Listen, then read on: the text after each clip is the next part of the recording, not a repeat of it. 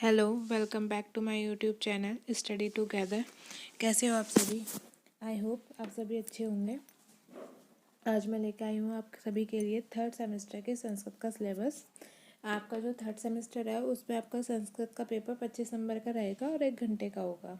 ठीक है, तो चलिए देखते हैं कि आपके संस्कृत में सिलेबस में इस बार क्या क्या है।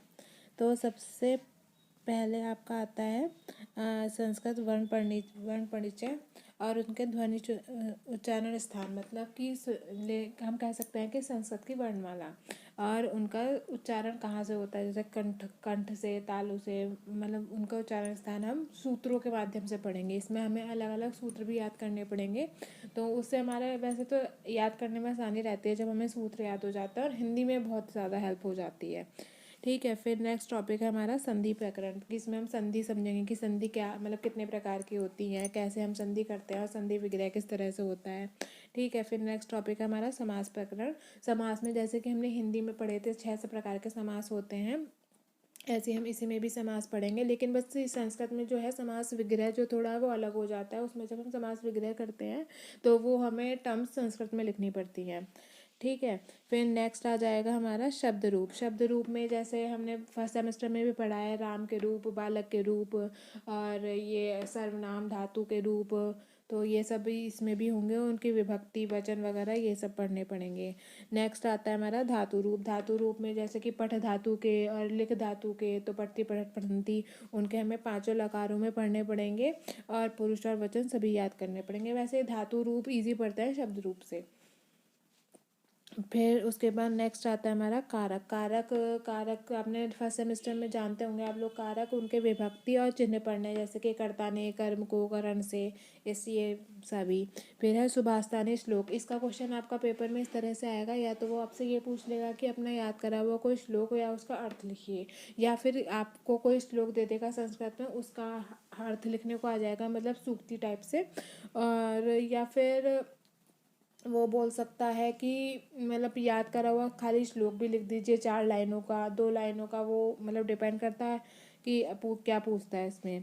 फिर इससे नेक्स्ट टॉपिक आ जाएगा हमारा पाठ्य पुस्तकों के अंशों का सुलेख, अनुलेख, श्रुतलेख और सरल अनुवाद। इसमें हमारा ये जो दे रखा है, इसमें सिर्फ वो इतना पूछता है पेपर में कि सुलेख बता दीजिए क्या होता है, अनुलेख बता दीजिए, श्रुतलेख बता दीजिए क्या होता है, बाकी या फिर इनका डिफरेंस पूछ लेगा। बाकी इससे ज़्यादा इस टॉपिक से कुछ ज़्यादा नहीं पूछता वो।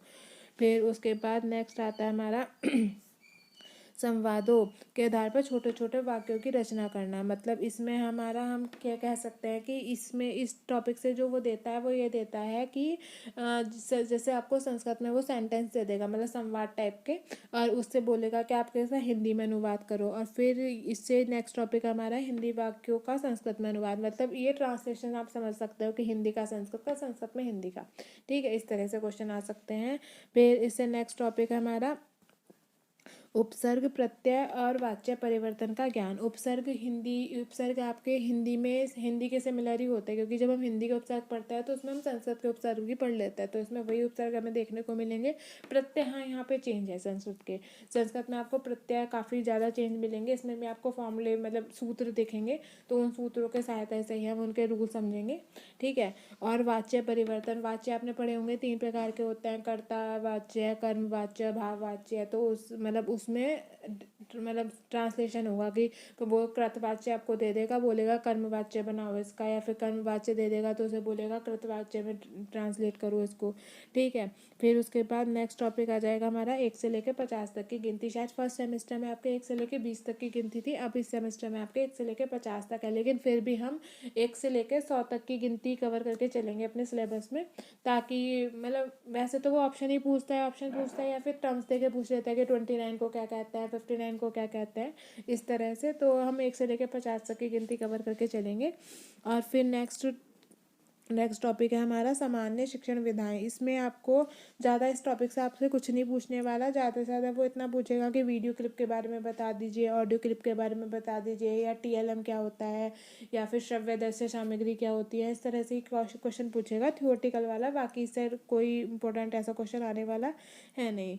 तो ये आपका संस्कृत का सिलेबस है। इसमें मेनली आपको जो पढ़ना है वो आपको मेन फोकस करना है इस वाले पे, वर्ण संस्कृत की वर्णमाला पे संधि, समास, शब्द रूप और धातु रूप। धातु रूप आप ज़्यादा अच्छे से याद कर सकते हैं, तो ये कोशिश करेंगे कि धातु रूप का कोई क्वेश्चन हमसे स्किप ना हो। कारक विभक्ति भी इजी है। सुभाषतानी में हम एक श्लोक याद कर लेंगे, एक 2 लाइन का और एक 4 लाइन का, जहाँ आपको ईजी लगे। और उपसर्ग प्रत्यय, प्रत्यय थोड़ा सा मतलब उपसर्ग इजी पड़ेगा आपको प्रत्यय से। और फिर गिनती वाला पार्ट आ जाएगा आपका, ठीक है, ये वाला। बाकी ये दोनों टॉपिक तो थियोटिकली होने हैं आपके। इसमें से श्रुत लेख अनुलेख वाला भी थियोटिकली जाना है, और ये वाला वीडियो क्लिप वगैरह वाला भी थियोटिकल ही जाना है, ठीक है। तो कल से, ठीक है, नेक्स्ट वीडियो में हम किसके सिलेबस को शुरू कर देंगे। तो सबसे पहले हम शुरू करेंगे संस्कृत की वर्णमाला से, ठीक है। वैसे तो सिमिलर टू हिंदी होती है, लेकिन बस थोड़ा सा क्रम चेंज होता है, डिपेंड मतलब सूत्रों के आधार पर होती है। तो उसमें आपको 14 सूत्र याद करने होता है, तो वो आपके संस्कृत में आ जाता है। बल्कि आपके शायद फर्स्ट सेमेस्टर में पेपर में क्वेश्चन भी आया था इससे रिलेटेड कि संस्कृत की वर्णमाला लिखी है, तो वही हम इसमें पढ़ने वाले हैं। बाकी अगर, हाँ, ये फ़ायदा है इस बार थर्ड सेम की संस्कृत पढ़ने से कि अगर आपने थर्ड सेमेस्टर की संस्कृत अच्छे से समझ के पढ़ ली, तो आपको इसके बेनिफिट 2 जगह मिलेंगे। सबसे पहला बेनिफिट मिलेगा आपको कंपटीशन वाली हिंदी में, क्योंकि जब हम हिंदी के पॉइंट ऑफ व्यू से पढ़ते हैं, थोड़ा सा भारी लगता है कि हमें संधि कैसे समझेंगे, या फिर तो यहाँ पे हमें क्या इजी पड़ता है कि यहाँ पे हम सूत्र याद कर लेते हैं, तो उन सूत्रों की सहायता से हमें काफ़ी सारी चीज़ें याद हो जाती हैं।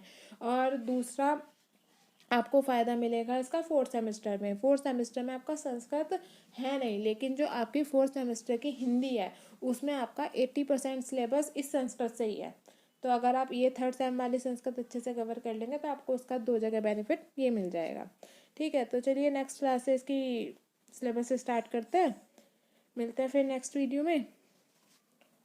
Keep till watching, please like and subscribe my YouTube channel. Thank you.